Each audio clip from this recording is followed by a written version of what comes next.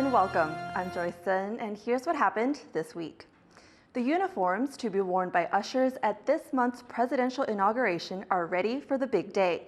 At every inauguration and National Day ceremony, students trained in languages, social graces, and emergency response welcome visitors and keep the event running smoothly. The inauguration uniforms this time feature pants for both the young men and women, a nod to gender equality, but also a safety feature as the ushers have to go up and down steep steps. The uniforms use all Taiwan-made materials designed to help the ushers stay comfortable in the hot May weather. It's Mother's Day, but a single day dedicated to celebrating moms may not be enough. Many mothers in Taiwan find themselves struggling to balance work and family. Leslie Liao has more. Taking your baby to work, a sometimes necessary part of parenthood. The unpredictable nature of raising a child is challenging, especially in Taiwan's modern work environment. This is particularly true for working moms who might feel that prioritizing motherhood over their job could harm their career. 其实蛮担心会不会就是主管会想说啊你怎么一直在请假？ In the lead up to Mother's Day, a job search platform conducted a study asking married women how accommodating they felt their workplaces are towards women. Respondents gave an average rating of 4.4 out of 10 to their employers. And over half of respondents said that they were given a hard time by coworkers or superiors when pregnant or raising their kids. 在职场上感觉到最大的压力来源，可能包含像是临时请假可能会被为难，或者是呢，他担心生完小孩之后没有办法重返工作岗位，或者是同事主管的态度不太友善。 The study also found that working moms are more tired than ever before. Like many countries around the world, moms are celebrated in Taiwan on Mother's Day. But given how hard it is to be a mother in the modern world, with the need to balance parenthood, a career, and home, maybe one day isn't enough. Devin Tsai and Leslie Liao for TaiwanPlus. A group of search and rescue dogs needed saving themselves after last month's Hualien earthquake damaged their fire station. Wesley Lewis takes a look at how they're adapting to their new environment. Using their noses in rocky terrain, these courageous canines played a crucial role in search and rescue operations following the massive earthquake that struck Hualien last month. As rocks and boulders shifted during the quake's many aftershocks, one of the dogs, Fancy, would lead the rest of her team to safety by the water. Fancy's human colleagues say that the pack of rescue dogs are a great help. 我们可能找不到的那个伤病患遗体。 对，也是靠他们下去闻气味才找到，所以我觉得他们对我的帮助应该算还蛮大的。 The April 3rd quake damaged the Shoufeng fire station, where the dogs were based, and the brigade was forced to move them elsewhere. Now, Fancy and her fellow rescue dogs, Hero and Wilson, have been assigned to the Hualien County Fire Department. The first order of business is getting them acclimated to their new office. 我一开始会啊。 就是这环境就是都不一样，然后味道不一样，他们都会一些很多不确定的感觉啊。但是很快1-2天就适应了。 During work hours, the dogs can be seen patrolling the premises, exploring the nooks and crannies of their new station. They have adapted quickly. Their human coworkers already see them as part of the family. 只是像自己的小朋友，就是有时候出入一些危险的工作环境的时候，都会。 就是有时候会不太想放他进去啊，对，就是都会担心他这样。Fancy and Hero recently passed their advanced search and rescue dog exam with flying colors. The third dog, Wilson, has an intermediate certificate and is still training for his advanced exam. The 3 dogs are all 3 years old. That means they can work as rescue dogs for 4 more years before they retire when they reach the age of 7. Looking ahead to that day, the trainers and first responders have said they intend to eventually adopt the canines. They say in their hearts, they know that they won't be able to part ways with the dogs after years of working together to save lives. Justin Wu and Wesley Lewis for TaiwanPlus. Repairs to the newest line in Taipei's metro system could cost over $12 million US. Many parts of an unfinished line in New Taipei City were damaged by last month's earthquake, and it's raised questions about infrastructure resilience. Sally Ensign has more. Waiting for the bus. Commuters on the outskirts of Taiwan's capital, Taipei, are having to find alternative transport to get from A to B, as their usual metro line is not running after a huge earthquake damaged it in April. 上班的族群他们会觉得比较麻烦，因为上班时间人潮比较多。那我大概都这个时候，我觉得离峰还好，对，人潮不是很多。捷运的速度跟公车速度差不多，对，所以是还好，因为是短距离的。Last month, a magnitude 7.2 earthquake struck Taiwan's east coast, causing damage so widespread it reached New Taipei City 160 kilometers away, damaging the city's newest line, known as the Circular or Yellow Line, which is still under construction. Passengers on the route escaped unharmed, and some sections reopened within days of the quake. But on others, some stations remain completely closed. The city government says due to the extent of the damage sustained, repairs on the 4-kilometer section between Banqiao and Zhonghe stations could take over a year and an additional $12.3 million before it can be fully operational. 新北市面对环状线，因为在短时间不可能立即恢复通车，我们必须在修完以后测试安全的意义。 But some city councillors are now questioning the line's design, as it's supposed to be able to withstand even stronger tremors.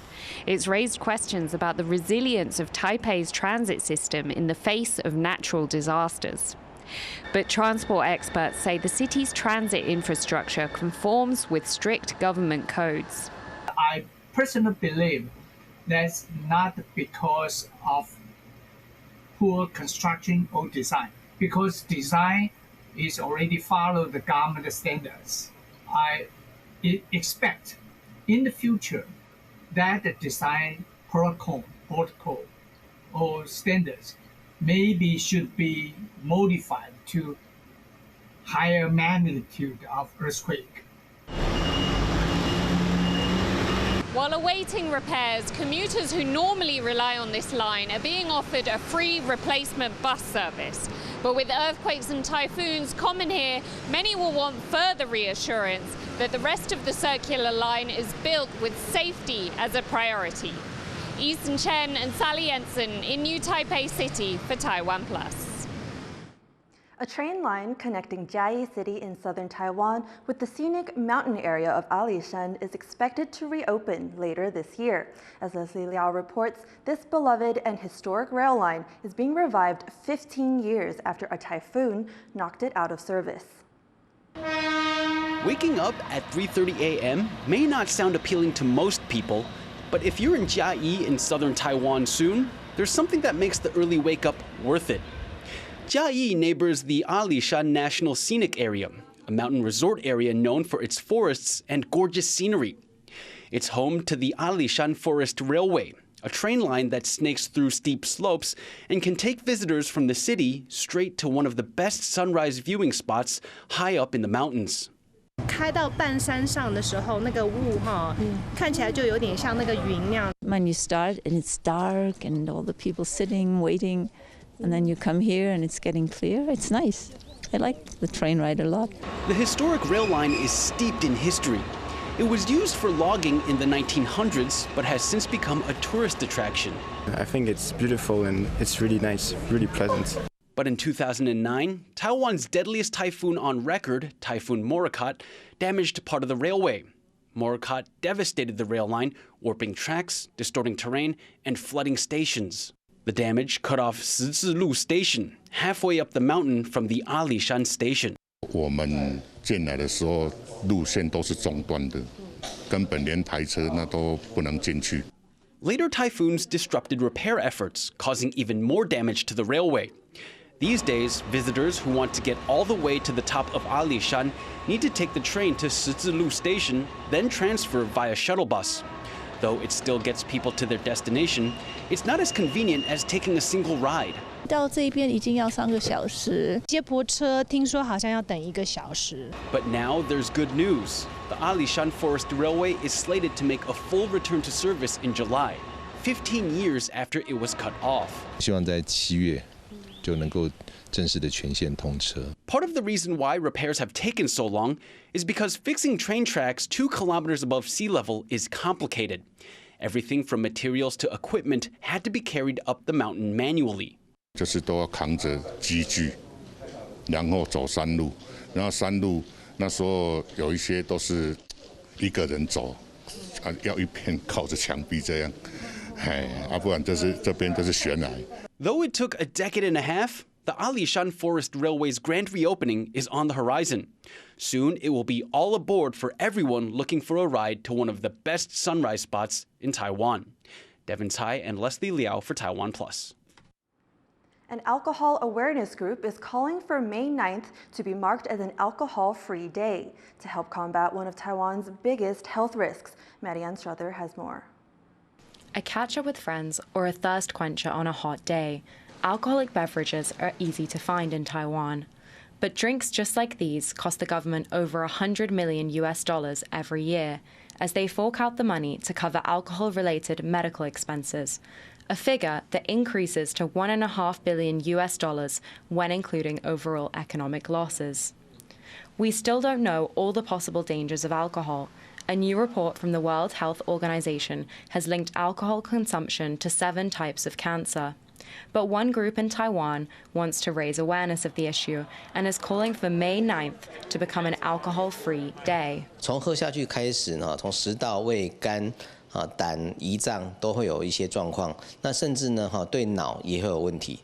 Alcohol intolerance, which can increase the risk of developing certain cancers, affects nearly 8% of the global population. But a recent survey shows nearly half of Taiwan's population has it. The condition is genetic and stops alcohol from breaking down into a non-toxic substance. 喝酒脸事实上就是代表你有酒精不耐症，你的乙醛没有办法代谢掉，那个乙醛就是破坏你的细胞，破坏你的 DNA， 然后让你生病，让你得到癌症。 People can have 1 or 2 copies of the gene responsible for the intolerance, altering the severity of the condition. Studies suggest individuals with even 1 copy of the gene are as much as 10 times more likely to develop esophageal cancer than those without the gene. The government opened a new centre last year to provide consultation, screening and referral services for alcohol addiction and to further support an existing government recovery programme. 一般人如果到这个我们签约的138家戒酒的机构求助，那最高每人可以得到4万块的戒酒的补助。